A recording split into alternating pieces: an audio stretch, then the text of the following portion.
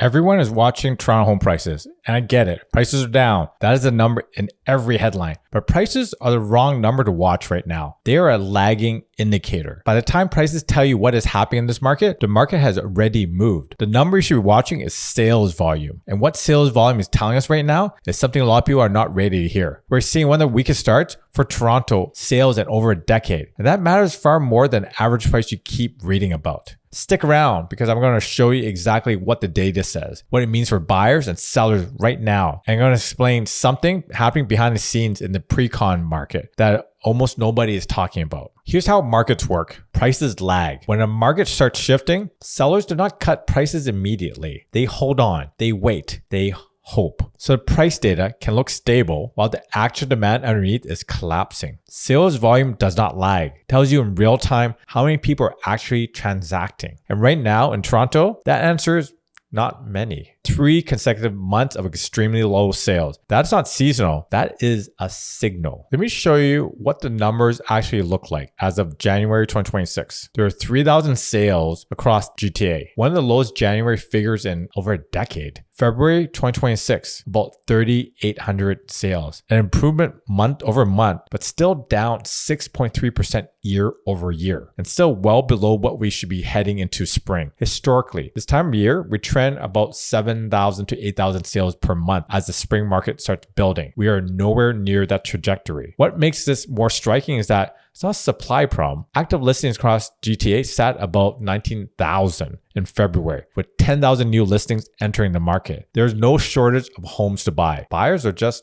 not buying. When sales are this low against this much available inventory, listings start stacking. Sellers start competing with each other. And that's exactly what we are watching happen. The sale to new listing ratio is the cleanest single number for reading where this market sits. Above 60% is a seller's market. Between 40 and 60 is balanced. Below 40 is a buyer's market. February 2026, we're at 36% buyer's market. January 2026 with 28%. One of the lowest readings in 15 years. This is not a slight dip below balance. This is a firmly established buyer's market that has been in place for months. February was better than January, which tells us the market has not fallen off a cliff. But the trend since the 2022 peak has been consistently in one direction. The absorption rate right now is as low as we have seen in over a decade. This is the honest read on where the market sits. Active listings in GTA rose around 14,000 in February 2024 to 19,000 in February 2026. Over that same period, average property days on market went from 22 days to 54 days. That is a 28% jump year over year. Inventory going up while homes sit longer is the definition of a market standoff. Sellers are listing, but buyers are not transacting at the prices sellers want. So listings start to stack. Days on market start climbing. Some sellers and agents are still using bait pricing, listing well below market to generate multiple offers, the way it worked in 2021. But buyers in 2026 are not overbidding in a buyer's market. Those listings sit, get relisted higher, and sit again. Eventually, the sellers who actually need to move have to price where buyers are. When they do, they reset the comparables on the street. And that's how a market finds its level. So 54 days on market in February 2026, up 28% year over year. The data confirms the standoff. This is the best negotiating environment for buyers in Toronto in years. More inventory, less competition, and sellers have been on the market for 69 days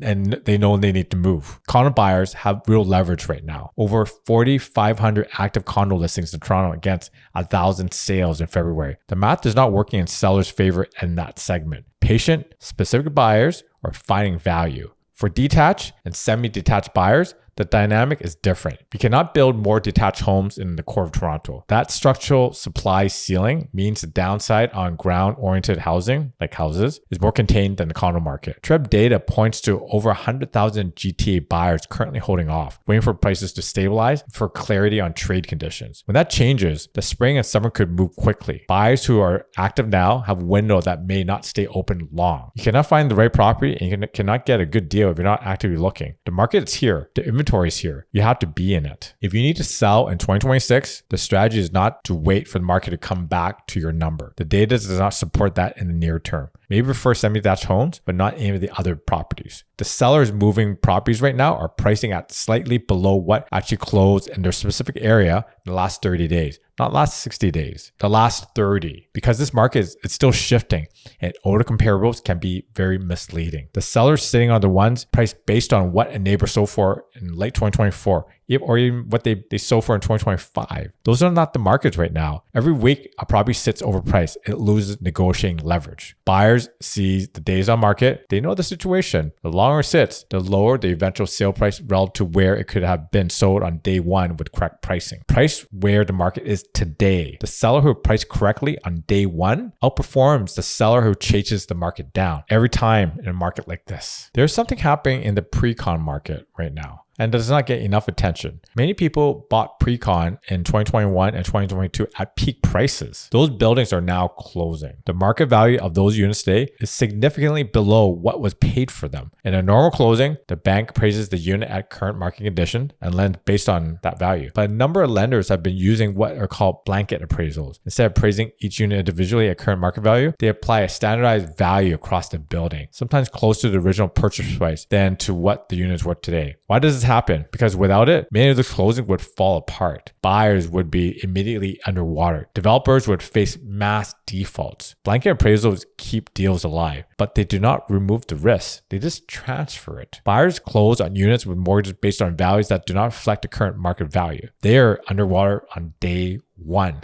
When they go to renew in a few years, the gap between what they owe and what the unit is worth becomes unavoidable. Canadian regulators have flagged this practice as a potential breach of lending guidelines. Banks are not supposed to lend more than 8% of a property's actual current market value at closing. Blanket appraisals can push loans outside those parameters. Blanket appraisals do not fix the problem, they delay it. The gap between what was paid and what the unit is worth today does not disappear. It just moves it forward in time. Spring is historically the strongest sales period in Toronto. March, April, May. The question is whether 2026 follows that seasonal pattern or whether the weaknesses we are seeing continues into what should be the busiest month of the year. Two things I'm watching closely. First, new listings. If sellers who have been sitting on the sidelines come to the market in volume this spring, active inventory could rise and put further pressure on pricing. If listings intent stays low, supply stays constrained, then market may find some stability. Not sure about the condo market though, but the housing market. Second, the 100,000 buyers on the sidelines, the TRREB has flagged this number directly. These are qualified buyers waiting for prices to level off and for clarity on economic picture. If that confidence returns, that demand could activate relatively quickly and change the sales volume picture fast. Either way, March and April data with the most important real signal we have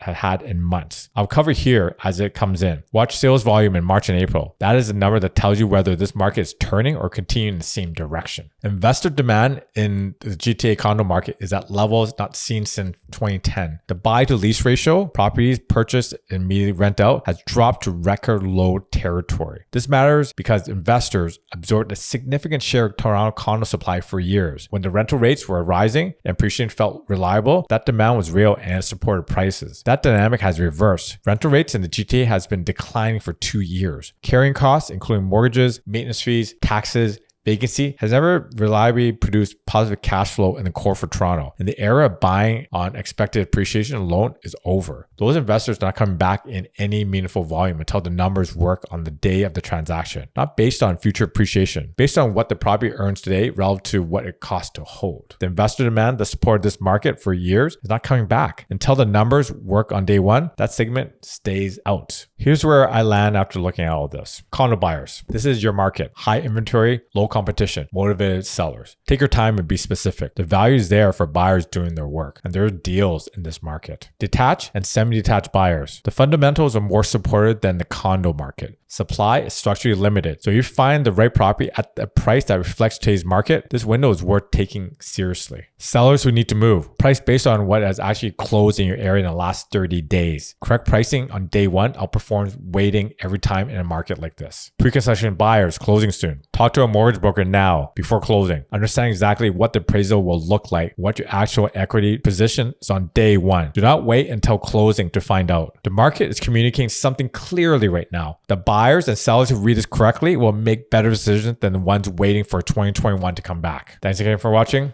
See you soon.